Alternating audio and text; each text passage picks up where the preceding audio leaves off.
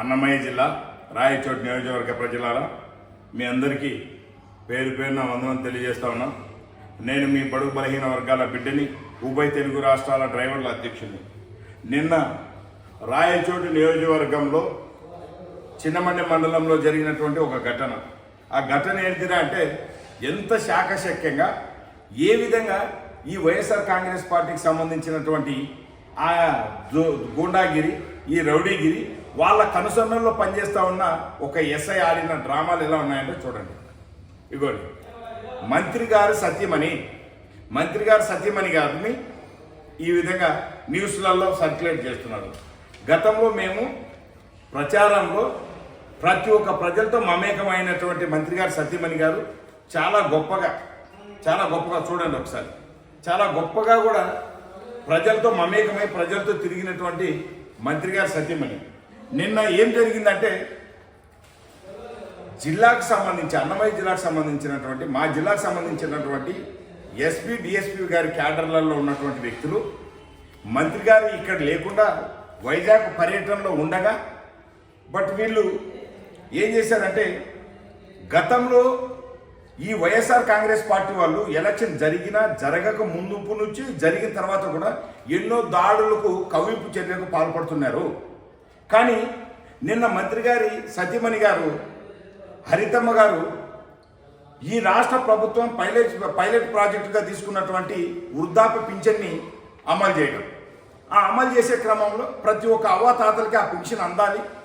కొన్ని complicated areas ఉన్నాయి, అక్కడ కవ్వింపు చర్యలకు, దాడులకు ప్రయత్నించేటటువంటి ఆ యొక్క ఈ మొత్తాన్ని కూడా మా వాళ్ళందరూ ఆ ఏరియాస్లో గొడవలకు పాల్పడతారేమో అని చెప్పి ఈ ఎస్పీ డిఎస్పీ వర్యులు అక్కడ మేడం గారికి కొంచెం ప్రోటోకాల్గా పొమ్మని ఎస్ఐ గారికి చెప్పడం జరిగింది. ఆ ఎస్ఐ ఏం చేశాడంటే ఈ పై ఆఫీసర్లకు పోయాము, ప్రోటోకాల్ పెట్టామని చెప్పాడు. ఎక్కడా కూడా మంత్రి గారు సత్యమణి గారు నాకు ప్రోటోకాల్ పెట్టండి అని ఎక్కడ అడగలే. కానీ ఉదయం 6 గంటలకు పంచాల్సినటువంటి ఆ పింఛన్ని డిలే చేస్తూ ఈ ఎస్ఐ ఇద్దో వస్తున్నామని ఆయనే చెప్పడమే. ఒక గంట సేపు, 45 నిమిషాల నుంచి గంట సేపు రోడ్డు మీద మేడం గారు అక్కడే వెయిట్ చేశారు.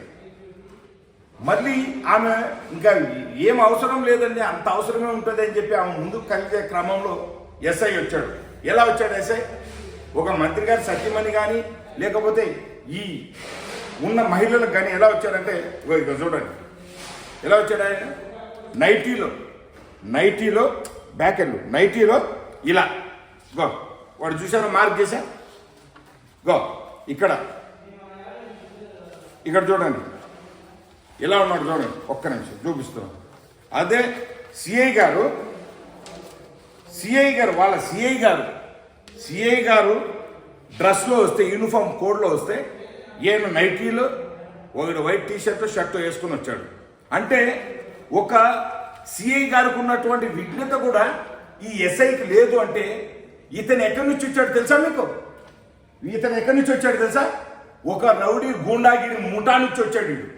ఎక్కడి నుంచి వచ్చాడంటే పెద్దిరెడ్డి రామచంద్రారెడ్డి ఇలాకా నుంచి ఇక్కడున్న శ్రీకాంత్ రెడ్డి అనే ఒక సన్నాసి దుర్మార్గుడి ఆధీనంలో పనిచేసి ఇప్పటికీ కూడా ఆ వైఎస్ఆర్ కాంగ్రెస్ పార్టీ ఉన్నప్పుడు, ప్రభుత్వంలో ఉన్నప్పుడు వచ్చినటువంటి ఎస్ఐ ఇప్పటికీ ఇంకా పనిచేస్తూ మొన్న ఎలక్షన్ కంటే ముందు 2 రోజుల ముందు మా ఊర్లో ఎండపల్లి గ్రామం బోయపల్లిలో మిథున్ రెడ్డి అనే వ్యక్తి మా ఊర్లో పర్యటన చేయడం, అది 1 వీక్ తర్వాత మా మీద దాడులు చేసి మా మదర్ గారి మీద, మా బ్రదర్ మీద, అదేవిధంగా మా డ్రైవర్ మీద, అదేవిధంగా మా కారును ధ్వంసం చేసి ఎంత దుర్మార్గానికి ఒడిగట్టారంటే చూడండి, ఇక్కడ చూస్తూ ఉన్నారు కదా. ప్రతి ఒక్కటి కూడా ఇంత దారుణానికి ఒడిగట్టిండు.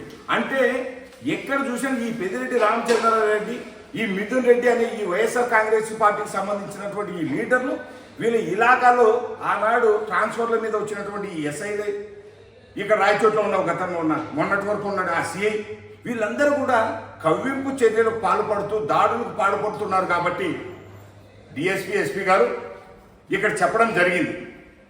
అక్కడ మంత్రి గారు సత్యమణి గారు పోతా ఉన్నారు, మీరు ప్రోటోకాల్ ఇవ్వండి అని చెప్పి పోలీసు వారే చెప్పి ఆవిడ ఎంతసేపు వెయిట్ చేస్తే కూడా రాని పక్షంలో ఆ పేదల దగ్గరికి మేమే వెళ్తున్నాం, పెన్షన్లు ఇస్తున్నాం.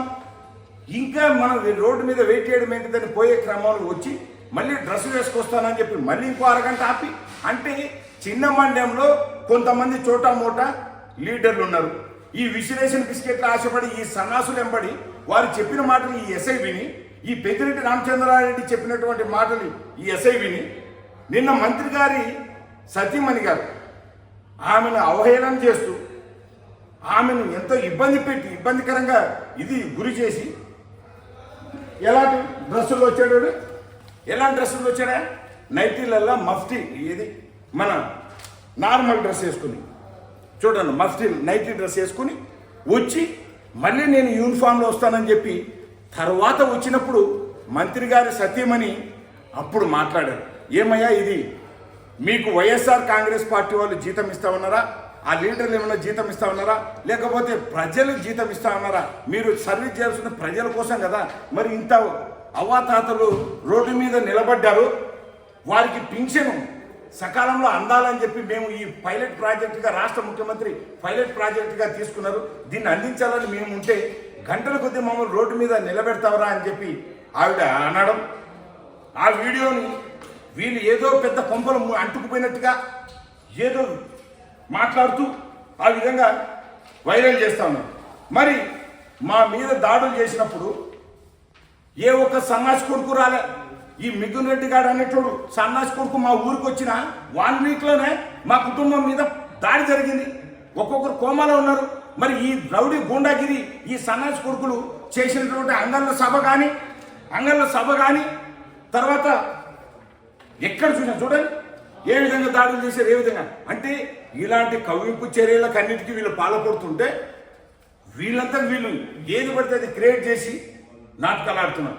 నేను చెప్తున్నా, బిడ్డ పెద్దిరెడ్డి, బిడ్డ మిథున్ రెడ్డి, మీ ఇద్దరికి చెప్తున్నా, రాయచోట్లో రామడమ్మ మీ అందరికీ సరైన మొగుడు.